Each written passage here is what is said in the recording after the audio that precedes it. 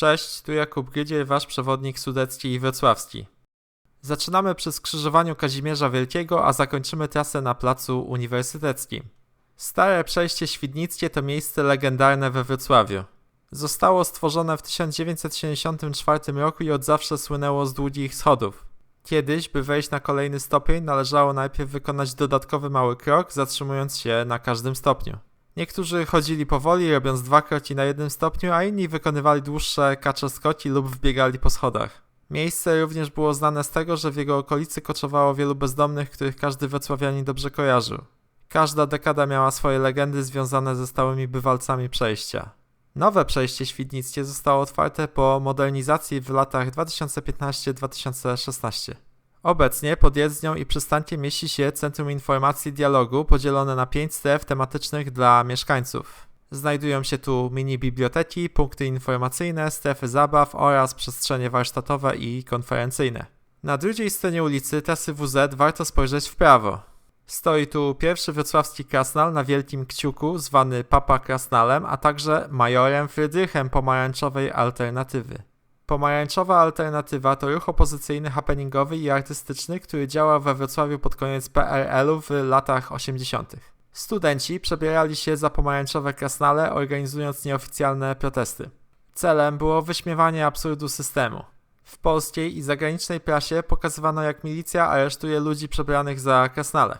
Liderem ruchu był Waldemar Major Frydrych, czasem nazywany komendantem twierdzy Wrocław.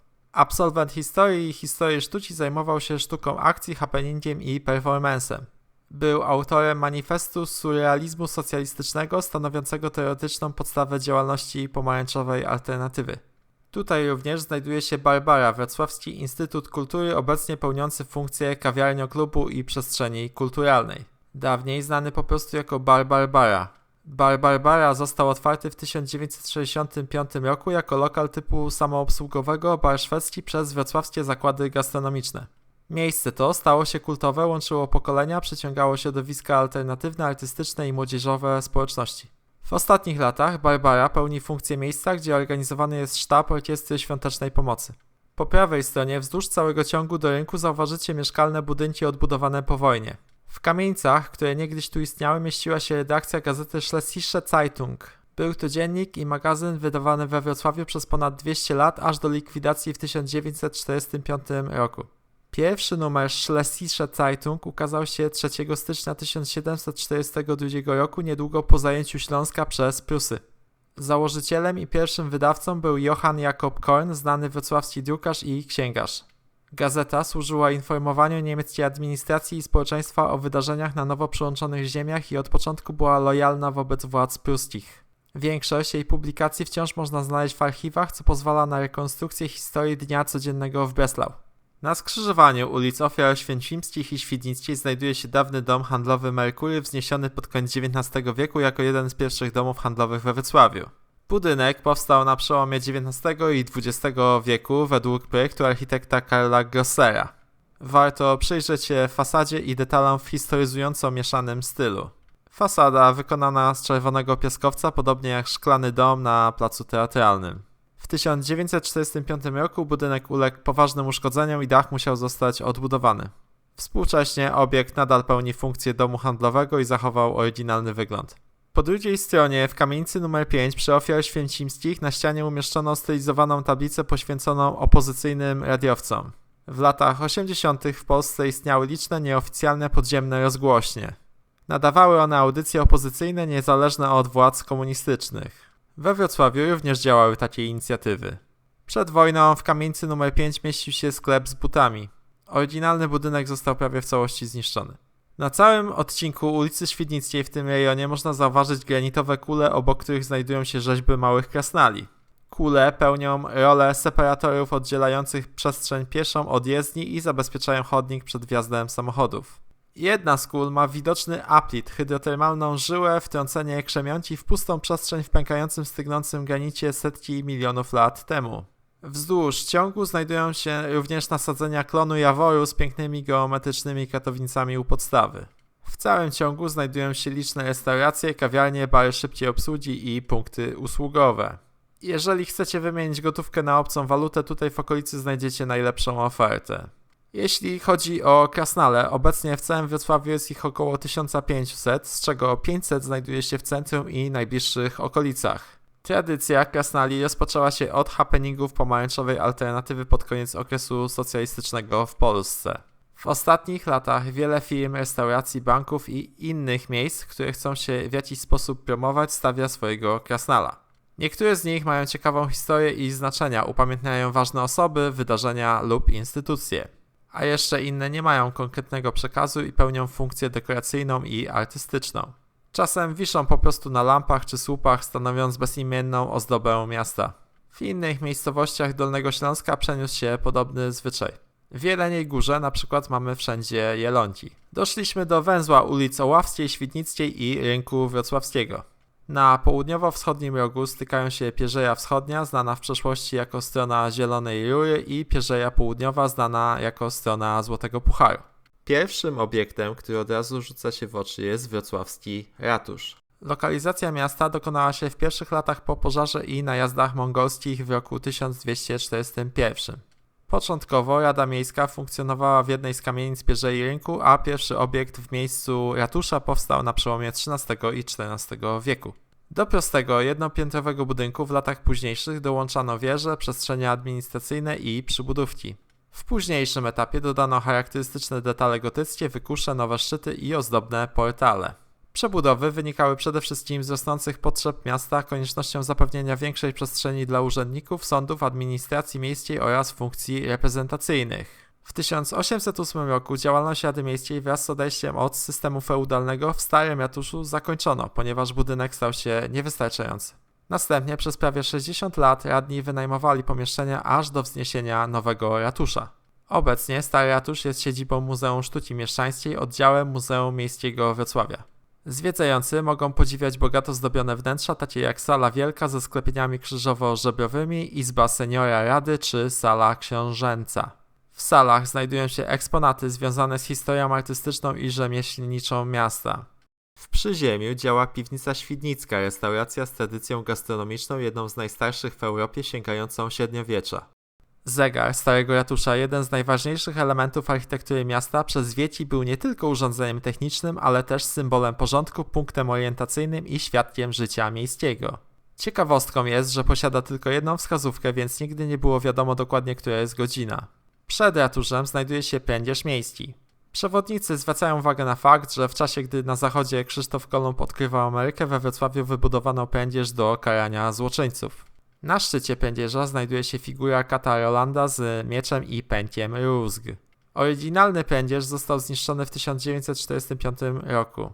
Większość jego elementów wywieziono razem z gruzem. Przez pewien czas fragmenty znajdowały się w okolicach Muzeum Architektury obok kościoła świętego Bernardyna. Obecnie oryginalne części pędzierza przechowywane są w archiwum Muzeum Architektury i nie są udostępnione publicznie. Dawniej, zanim wprowadzono system adresów oparty na numerach, wiele kamienic we Wrocławiu posiadało symbole lub przydomki, którymi określano ich lokalizację. Trzeba pamiętać, że Wrocław kiedyś był niewielkim miastem, w średniowieczu ograniczonym najpierw wewnętrzną, a kilkadziesiąt lat później zewnętrzną fosą miejską. Miasto było na tyle małe, że mieszkańcy łatwo orientowali się, gdzie znajdują się poszczególne budynki i początkowo nie było potrzeby dokładnego numerowania każdej kamienicy. Z ciekawostek warto wspomnieć, że blok śródrynkowy na wrocławskim rynku jest obrócony względem pierzei rynkowych o około 7 stopni. Istnieje kilka hipotez wyjaśniających ten stan rzeczy, najczęściej wymienia się dwie.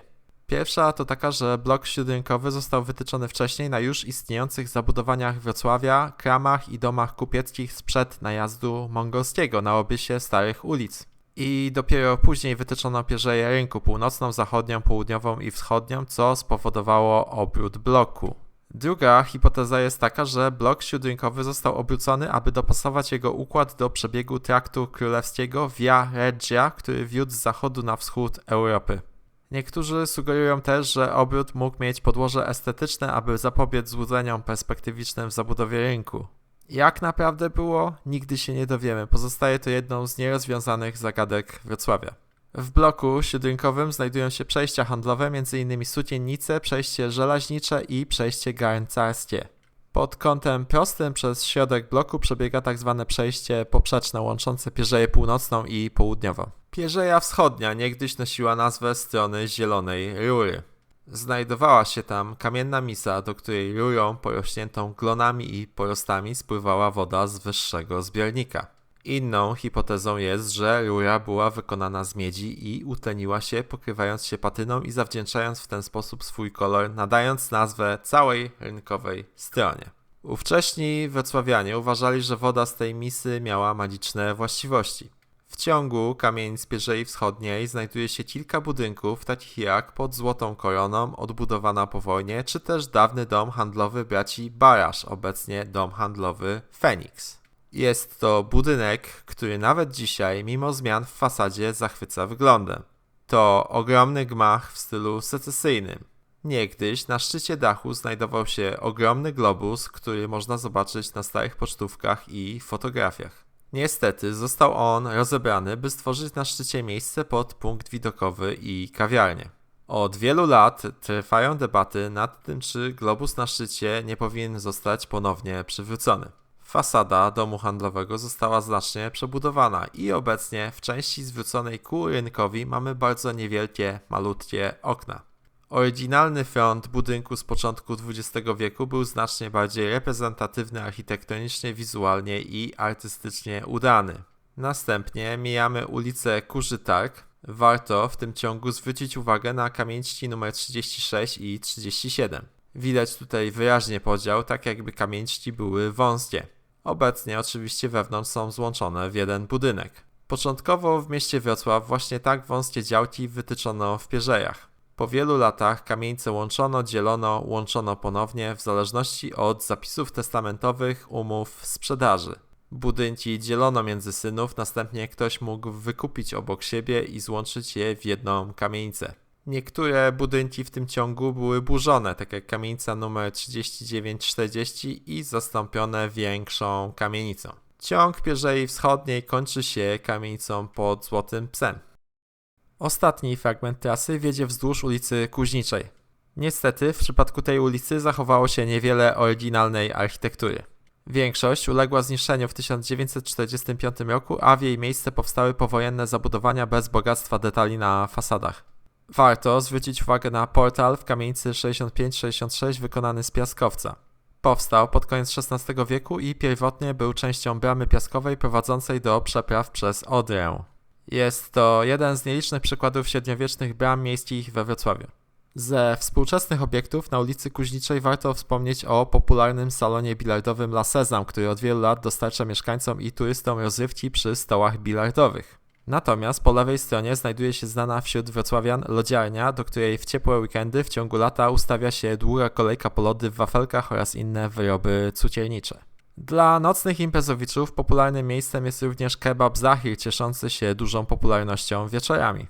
Naprzeciwko Zahiru znajduje się jeden z wrocławskich krasnali, pierożnik, obecnie bez widelca, z wbitym pierogiem w głowę. Pozostaje nierozwiązane pytanie, czy jego pieróg jest z mięsa, z serem, czy może z jagodami. W każdym razie siedzi blisko źródła swoich pierogów. Będąc na wysokości ulicy Igielnej, warto wspomnieć o nazwach ulic w Starym Mieście. Wiele z nich nawiązuje do dawnych średniowiecznych zawodów i cechów rzemieślniczych. Na ulicy Igielnej prawdopodobnie produkowano igły i inne przyrządy włókiennicze. Na Kuźniczej znajdowały się kuźnie. Resztę ulic można interpretować w podobny sposób. W średniowieczu każdy znał swoje miejsce w społeczeństwie. Porządek feudalny i hierarchia były dość ściśle określone. Dzieci dziedziczyły zawód swoich rodziców. Większość ludzi nie podróżowała poza miejsce urodzenia. Jeśli ojciec był złotnikiem, kolejne pokolenia zajmowały się złotnictwem. Jeśli był piekarzem, potomkowie również wypiekali chleb. Docieramy do skrzyżowania ulic Kuźniczej i Kotlarskiej, które współcześnie kojarzy się wrocławianom z bankomatem i ławkami ustawionymi naprzeciwko budynku administracyjnego Uniwersytetu Wrocławskiego. Warto zwrócić uwagę na drzewa umieszczone pośrodku cyrkularnych ławek. Są to gledicie trójcierniowe z rzędu bobowców, podobnie jak groszek. Rozpoznacie je zawsze po sporych kolcach na konarach oraz przy pniu. Drzewa te wydają strąci z jadalnymi nasionami, które mogą służyć jako pasza dla zwierząt. W kamienicy numer 22 znajduje się jedna z filii Muzeum Mineralogicznego. Za niewielką opłatą można tu podziwiać minerały z Dolnego Śląska oraz z wielu innych części świata. Gdy uczyłem się na przewodnika, często tutaj przychodziłem. Serdecznie zachęcam do odwiedzenia, ponieważ muzeum jest bardzo bogato wyposażone. Znajduje się tu również sklep, w którym można kupić popularne minerały za niewielkie pieniądze. Są dostępne również droższe eksponaty dla kolekcjonerów. Za skrzyżowaniem ulic Kuźniczej i Nożowniczej działalność społeczną, obywatelską prowadzi bar Mleczny Miś. Legendarny lokal, który istnieje w tym miejscu od dziesięcioleci. To doskonałe miejsce, aby zjeść za mniejsze pieniądze i poczuć atmosferę minionej epoki. Dalej znajdują się również lokale usługowe, gdzie można zjeść, napić się kawy lub kupić ciastko czy kawałek pizzy. Szczególną uwagę warto zwrócić na kawiarnię i klub artystyczny Kalambur, który wyróżnia się secesyjnym wystrojem, ciekawostka dla fanów alternatywnego klimatu. Na fasadzie wisi ważka w stylu secesyjnym oraz rzeźba aligatora wynoszonego ku górze przez helowy balon. Latem na Kuźniczej rozstawione są stoliki z parasolami. Można tu spędzić czas ze znajomymi na świeżym powietrzu do późnych godzin wieczornych. Po lewej stronie niegdyś znajdowały się dwie kamienice pod 2 Polakami i pod Zieloną Dynią. W pierwszej dekadzie XX wieku obie stare kamienice zostały rozebrane, a na ich miejscu wzniesiono nowy, większy gmach mieszkalno-handlowy według projekta Karla Grossera. W nowym budynku zachowano elementy, motyw Zielonej Dyni oraz postaci 2 Polaków. Styl nowego gmachu określa się jako barokizujący klasycyzm, bogato zdobiony z wykuszami i portalami z piaskowca. I tym sposobem dotarliśmy do skrzyżowania ulic Kuźniczej i Uniwersyteckiej. Po lewej stronie znajduje się budynek D, wzniesiony w latach 2001-2003, należący do Wydziału Prawa, Administracji i Ekonomii Uniwersytetu Wrocławskiego. W budynku znajduje się również stołówka w formie baru szwedzkiego. Po prawej stronie, za kawiarniami, zobaczycie okazały budynek Katedry Biologii Człowieka Wydziału Nauk Biologicznych w stylu barokowym, wzniesiony pod koniec XVIII wieku. Początkowo pełnił funkcję konwiktu jezuitów. Konwikt to teologiczne instytucje edukacyjne i wychowawcze przeznaczone dla młodzieży z zamożnych lub szlacheckich rodzin, ale też dla zdolnych uczniów z uboższych domów. Od 1811 roku budynek znany był jako Heinrich Stephenhaus, nazwany na cześć profesora Uniwersytetu Wrocławskiego Henryka Stephensa, filozofa, fizyka i antropologa. Po II wojnie światowej w latach 1946-1950 budynek był siedzibą Wrocławskiego Towarzystwa Naukowego. Obecnie mieści się tu Katedra Biologii Człowieka, znana również jako Collegium Anthropologicum. Na fasadzie upamiętniono Edytę Stein, zakonnicę i filozofkę, która zginęła w obozie koncentracyjnym. A za katedrą przed nami widać dawny kościół Świętego Macieja, obecnie kościół uniwersytecki Najświętszego imienia Jezus. Barokowa świątynia wzniesiona została przez jezuitów w latach 1689-1698 i posiada jeden z najbogatszych wystrojów barokowych wnętrz we Wrocławiu. Jest to kościół jednonawowy z 2 rzędami kaplic bocznych, nad którymi znajdują się empory otwarte ku nawie. Kościół wzniesiono w miejscu południowego skrzydła dawnego zamku cesarskiego. Z wyburzonego zamku zachował się renesansowy budynek jednopiętrowy, który wykorzystano jako zakrystię. Musicie pójść z tyłu, żeby go zobaczyć. A po lewej stronie na wprost znajduje się budynek Uniwersytetu Wrocławskiego oraz fontanna z rzeźbą szermierza. Rzeźba szermierza została zaprojektowana przez profesora Berlińskiej Akademii Sztuk Pięknych Hugo Lederera. Na placu uniwersyteckim znajduje się już ponad 100 lat od 1904 roku. Legenda głosi, że autor pomnika przegrał wszystko w karty i jedynym honorem, jaki mu pozostał, była szabla, którą trzyma w dłoni. Rzeźba ma służyć jako przestroga dla studentów, by nie postępowali pochopnie w życiu. Historia szermierza jest tu często przypominana, a szabla bywa notorycznie kradziona w nocy, przez co czasem rzeźba szermierza stoi z szablą, a czasem bez niej. Szermierz ma drugą pełnowymiarową kopię, która zlokalizowana jest na dziedzińcu zewnętrznym zamku Czocha. I tak dotarliśmy do gmachu głównego Uniwersytetu Wrocławskiego. Wcześniej, w miejscu, gdzie stoi dziś uniwersytet, znajdował się zamek książąt śląskich. Po jego zburzeniu teren przekazano zakonowi jezuitów, którzy w tym miejscu wznieśli kościół oraz szkołę wyższą. Budowa rozpoczęła się w 1728 roku i trwała ponad dekadę, kończąc się w 1739. Inwestycję zainicjował cesarz Leopold I, nadając uczelni nazwę Akademia Leopoldyńska. Projektantem budynku był Johann Blasius Paintner. Gmach wyróżnia się najdłuższą barokową fasadą w Europie mierzącą 177 metrów. Wnętrze zdobi bogata aula Leopoldina, uznawana za jeden z najpiękniejszych przykładów świeckiej sztuki barokowej z bogatą dekoracją malarską i rzeźbiarską. Współcześnie gmach pełni funkcje administracyjne uniwersytetu oraz stanowi atrakcję turystyczną, oferując zwiedzającym wgląd w historię i architekturę barokowego Wrocławia. Jest również siedzibą Muzeum Uniwersytetu Wrocławskiego, prezentującego bogaty zbiór eksponatów związanych z historią uczelni. Za niewielką opłatą można dostać się na wieżę matematyczną, skąd rozciąga się widok na panoramę północnej części Starego Miasta. Drodzy Państwo, przechodzimy przez Bramę Cesarską i kończymy dzisiejszą trasę. Zapraszam do obejrzenia innych filmów na kanale i dziękuję za uwagę. Odwiedźcie moją stronę internetową, link w opisie. Cześć!